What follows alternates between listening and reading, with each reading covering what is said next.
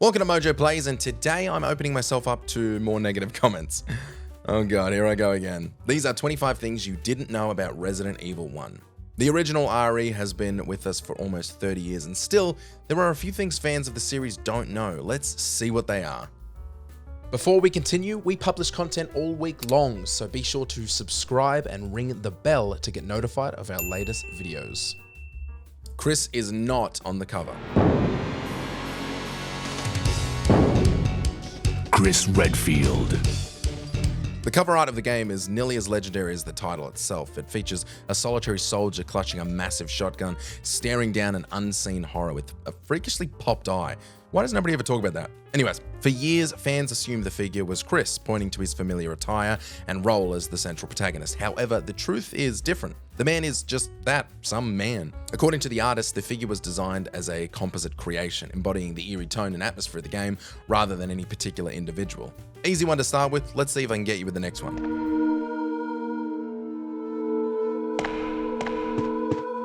Wesker? Jill? Secret cutscene.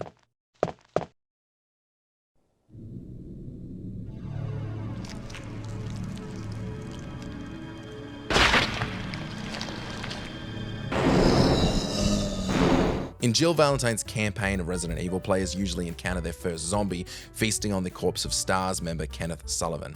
Ooh, yummy. But if Jill heads back to the lobby twice before entering the hallway, the creature won't stay put. It crashes into the dining room instead.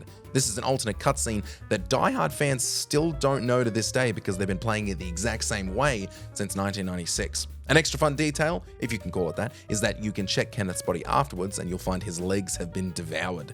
Ugh, gross. What the hell? Let's report this to Wesker.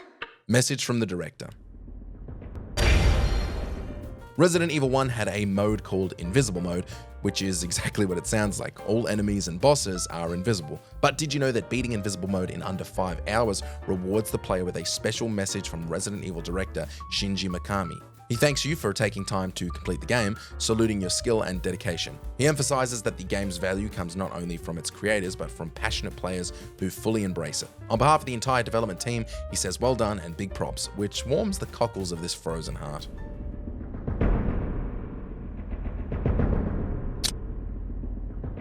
Additional characters cut.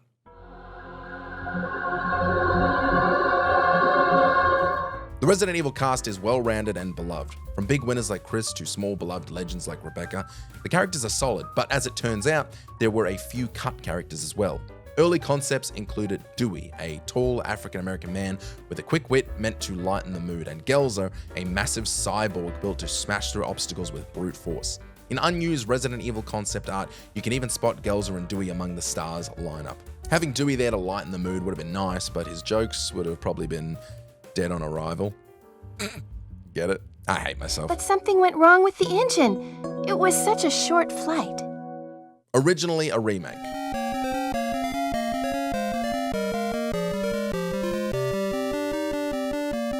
I only just discovered this while looking into terrifying horror games of the 80s for another Mojo list because I'm a company man now, but did you know that Capcom had a terribly difficult RPG about a Japanese horror film crew exploring a haunted mansion called SweetHome?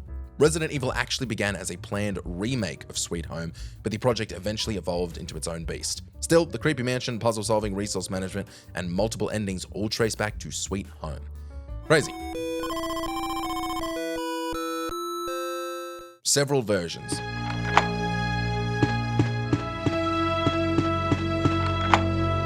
I'm cramming a few entries into one, but as it turns out, after the original game's massive success, Resident Evil was obviously re-released and ported to multiple consoles, and not all of them were exactly the same. Let's take a look. The director's cut shuffled around items and enemies, tossed in new outfits, and added fresh mechanics. The DualShock edition brought controller support and brand new soundtrack, though some fans wish it had stayed locked in the basement. The Sega Saturn release included a bonus battle mode, plus extra enemies and costumes, because nothing says survival horror like fashion show at lunch. Over on our PCs, the Windows version restored uncensored content from Japan, while the Nintendo DS port introduced dual screen adjustments and even first-person knife mode. And on a personal note, it's my favorite version. Check it out.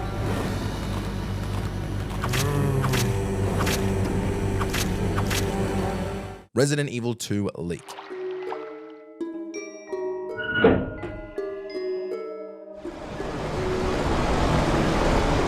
Speaking of different versions, the Japanese release of Resident Evil Director's Cut came bundled with a bonus disc packed with data from the original build of Resident Evil 2, better known as Resident Evil 1.5. Ever wonder how all that early footage surfaced? The disc was a big reason why. Since Resident Evil 2 was delayed, Capcom included it as kind of an apology gift. Honestly, it's a classy move on behalf of Capcom. Guinness World Record. I don't know what happened. Barry! Where's Barry? The 2008 Guinness World Records Gamers Edition crowned Resident Evil 1's script with worst game dialogue ever, thanks to awkward lines and hilariously bad translations. Honestly, some of the lines are so stiff that you'd think the zombies could teach them a thing or two about acting. And let's be real, if Jill really is the master of unlocking, she probably rolled her eyes so hard they almost unlocked a hidden achievement. Fans are stupid. Barry! What is it? Look out! It's a monster! Let me take care of it! One of the biggest failures fans have ever brought upon themselves came in the form of the GameCube's Resident Evil release, but apparently, I'm crazy for disagreeing with the fans. The GameCube version of Resident Evil initially did away with door loading screens since the console was powerful enough to handle seamless transitions. However, fans weren't thrilled with this change, so Capcom decided to bring the loading screens back. Why? I hate waiting. Let's f***ing go already.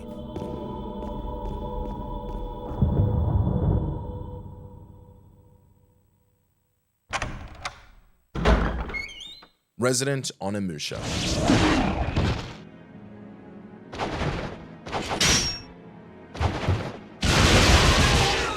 Most players know that Devil May Cry started as a cancelled prototype of Resident Evil 4, but as it turns out, another Capcom classic started life as a Resident Evil adjacent project. The Japanese action game Onimusha was originally envisioned as a ninja-flavored Resident Evil, set in a ninja house packed with deadly traps. Thankfully, that version never saw the light of day because, let's be honest, no one wants to survive zombies and dodge a ceiling full of throwing stars at the same time.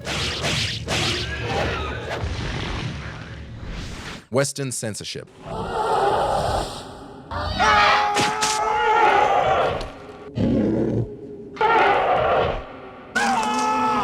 Western censorship is nothing new for Resident Evil. While traditionally it's the Japanese versions of RE games that get censored, this time it's the opposite. The version I experienced as a kid had some censored material that was so much different from the Japanese version. The FMV that played when encountering the first zombie had a shot of Kenneth Sullivan's decapitated and torn apart head dropping to the floor in the Japanese version. Also, when a hunter enemy slices you, Chris or Jill's head would get fully decapitated. Good stuff, Japan. We are the champions.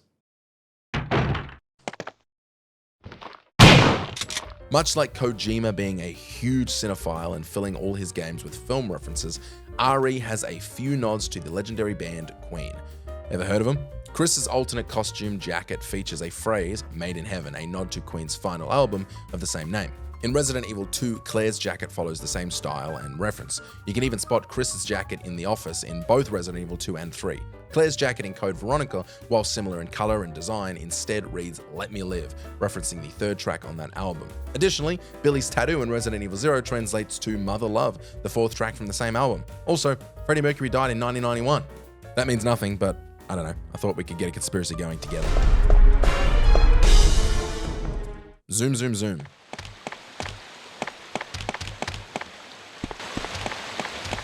Here's a simple little gameplay tip because not everything can be behind the scenes secrets and details. If you feel yourself lagging when you're trying to escape zombies, you can actually run a little bit faster as either Chris or Jill if you carry no weapon. Unequip your gun and you will speed up ever so slightly. See? Sometimes that can be helpful. Sega Saturn extras.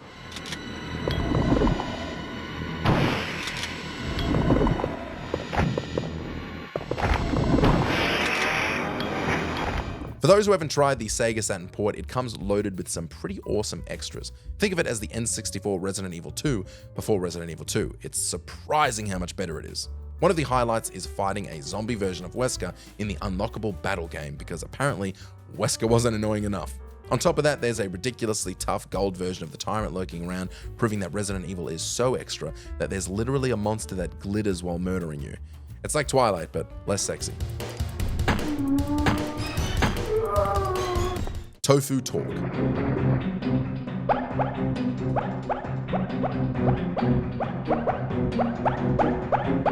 This one is specific to the remake, but relates to the original. Best of both worlds. There's an Easter egg in the computer lab where you need to type in passwords to unlock the B2F door. If you enter mole, the password from the original Resident Evil, you'll hear Tofu speaking. Don't get too excited though, it won't actually open the door, because I guess even Tofu has limits. Apparently being a sentient block of soy doesn't make you as cool as it sounds.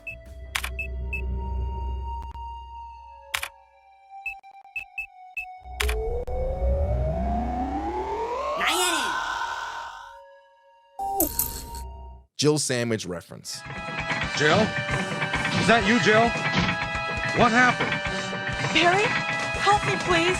For this entry, we are jumping away from the actual Resident Evil 1 to look at an RE1 reference in a different entry. Remember Barry's infamous line from the game, "That was too close, you were almost a Jill sandwich"? The mobile game Resident Evil Uprising has a little fun with it, hiding a recipe for a Jill sandwich on a post-it note in the police department. Finally, fans can find out what goes into a Jill sandwich.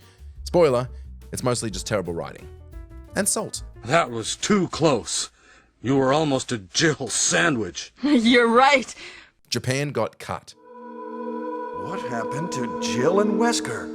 This one's a little strange, especially for a Japanese game, but Japan's version of Resident Evil doesn't have any Japanese audio. It was actually recorded, but director ShinjiMikami scrapped it because he didn't like how it sounded. Racist. The English voice tracks were used for both Japan and North America. The good thing is that this gave Japanese players a perfect excuse to practice their English by repeating terribly translated English dialogue.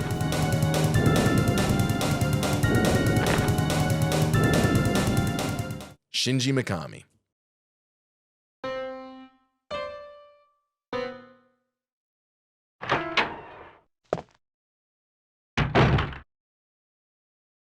It's me, Chris. Speaking of ShinjiMikami, let's focus on him for just 1 second. Back in the day, development teams were tiny, but Resident Evil took it to another level. Director ShinjiMikami spent the first 6 months of Resident Evil's development working completely alone. He cranked out concept sketches, designed the iconic characters and their motivations, and even wrote the first 40 pages of the game's script. So, as well as the Guinness World Record for worst dialogue, it's safe to say Shinji probably earned the world record for most coffee consumed while creating a video game.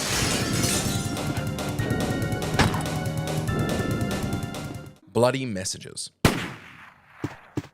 What is that? I'll go and check. Who says interior decorating can't be terrifying? A demo version of Resident Evil featured messages written in blood on the mansion walls. Probably meant to give a little extra backstory where the demo couldn't. One message reads, "Painful breathing, someone stop this suffering." Another was supposed to say, "For God's sakes, get out," a nod to Resident Evil's spiritual predecessor, Sweet Home. Regardless, none of the rooms looked scarier than your average Melbourne rental. And there I go again, alienating non-Australian viewers. Unexpected hit. Yes, but I can't see very well. How about going down to check by yourself? I have a rope here. Oh, do you? Well, then I'll try to go down using the rope. Much like Hideo Kojima with Metal Gear Solid, the creators of Resident Evil didn't expect much when Resident Evil first came out. Producers estimated it would only sell about 200,000 copies. The team was unsure how a horror game could catch on, but as it turns out, Capcom ended up selling several million copies, going slightly over their estimate. Turns out people love running from zombies in cramped mansions. Who knew? Inspired by horror films. Who needs a haunted mansion when you have classic horror films like The Shining? Well, The Shining heavily influenced the eerie vibe and design of the Resident Evil mansion, so I guess you could do either. From the unsettling wallpaper to the bold, almost psychedelic colors, the connections are visually substantial. Zombie films were another big inspiration for RE. George Romero's classics and Italian undead flicks like Zombie pushed the creators to craft their own terrifying take on The Walking Dead. Basically, Resident Evil is like a love letter from horror cinema, with a side of chainsaws, creepy wallpaper, and probably too much reliance on tank controls.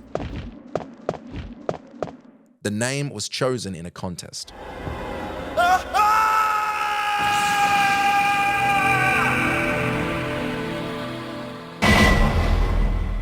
As you may already know, Resident Evil 1 was called Biohazard in Japan. But where did Resident Evil come from? Apparently, Biohazard was already taken in the US, so the original Japanese title couldn't be used overseas. To solve the problem, Capcom held a company-wide contest to come up with a new name, which ultimately gave us the iconic Resident Evil title. It's hard to imagine the series being called anything else, but if a different Capcom staff member had their way, we might have been playing Zombie Panic 2 Electric Boogaloo. Albert Wesker.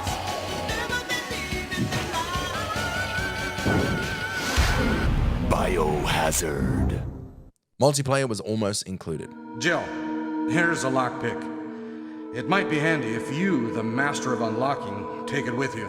As development went on for Resident Evil, plenty of ideas were put into practice and then pulled out. At one point, a cooperative mode was teased, letting players team up to face the mansion's horrors together. It was ultimately cut. Co-op would show up later in Resident Evil games, but the first one just couldn't make it work. Probably for the best. Can you imagine arguing over who gets to hold the moon crest? God, I'm funny. This time I'll be there. It was almost first person.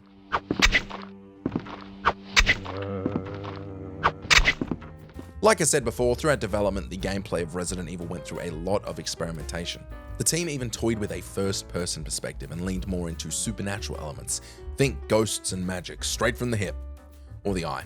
Director ShinjiMikami ultimately switched to a third-person perspective with fixed cameras after playing the horror game Alone in the Dark. This choice set the tone for the next few Resident Evil games, and it was pretty dope.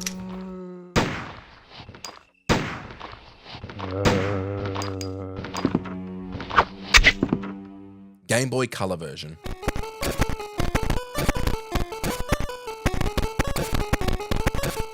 Capcom had its sights set on handheld consoles early on, well before the Nintendo DS release. But did you know they even tried to cram the entire Resident Evil experience onto the Game Boy Color? Sadly, the system said nope, and the port was scrapped, but some footage shows it would have stayed surprisingly true to the original game's ideas. You can still find some rudimentary clips of the almost finished version, which mostly looks like tiny zombies waddling around in 8-bit glory.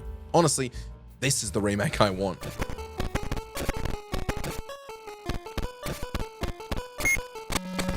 Did you enjoy this video? Check out these other clips from MojoPlays and be sure to subscribe and ring the bell to be notified of our latest videos.